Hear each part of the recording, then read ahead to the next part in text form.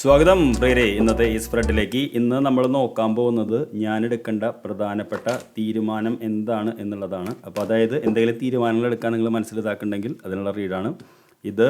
നമ്മുടെ അവസ്ഥ, ഇത് നമ്മുടെ ആഗ്രഹം, ഇതിലേക്ക് എത്തണമെങ്കിൽ നമ്മൾ എന്ത് തീരുമാനം എടുക്കണം, ഈ 3 കാർഡുകളാണ് നമ്മളിന്ന് അനലൈസ് ചെയ്യാൻ പോകുന്നത്. അപ്പോൾ എന്താണ് നമ്മുടെ അവസ്ഥ എന്ന് ചോദിച്ചപ്പോൾ 2 ഓഫ് പെൻറ്റക്കിൾസ് എന്ന് പറയുന്ന കാർഡാണ്. ഈ കാർഡ് കണ്ടാൽ തന്നെ നമുക്കറിയാൻ പറ്റും. അതായത് ഒരു 2 കാര്യങ്ങൾ കയ്യിൽ വെച്ചിട്ട് അനന്തമായിട്ട് അങ്ങനെ ജഗിൾ ചെയ്യുന്ന ഒരാളാണ്. അതായത് എന്ത് തീരുമാനിക്കണം എന്ന് അറിയാത്ത ഒരാൾ, അല്ലെങ്കിൽ ഒരുപാട് കാര്യങ്ങൾ കയ്യിലെടുത്ത് പന്താടുന്ന ഒരാളെന്ന് പറയാം. ഇമോഷൻസിൽ ഇതൊക്കെ സൂചിപ്പിക്കുന്നതാണ് ബാക്കിൽ. ഇതാണ് നമ്മുടെ ഇപ്പോഴത്തെ അവസ്ഥ. നമ്മൾ എന്താണ് ആഗ്രഹിക്കുന്നതെന്ന് ചോദിച്ചപ്പോൾ അത് 2 ഓഫ് കപ്സ് ആണ്. അപ്പോൾ റിലേഷൻഷിപ്പ് ബേസ് ആയിട്ടുള്ള കാർഡാണത്. അതായത് നമ്മൾ എന്താ പറയുക, ഭാര്യ ഭർത്തൃ ബന്ധമാവാം, അല്ലെങ്കിൽ സ്നേഹബന്ധം, എന്തായാലും നമ്മൾ ഒരു ഇഷ്ടപ്പെടുന്ന ഒരു വ്യക്തിയുണ്ട് അപ്പുറത്ത്. ആ വ്യക്തിയുടെ അടുത്ത് എന്താ പറയുക, ചിലപ്പോൾ ഒരു ഡിസിഷൻ മേക്കിംഗ് ഇതായിരിക്കാം. എന്ത് ആക്ഷനിന് എടുക്കണം എന്നുകൂടി അറിഞ്ഞാൽ നമുക്ക് ഇന്നത്തെ റീഡ് പൂർണ്ണമാവും.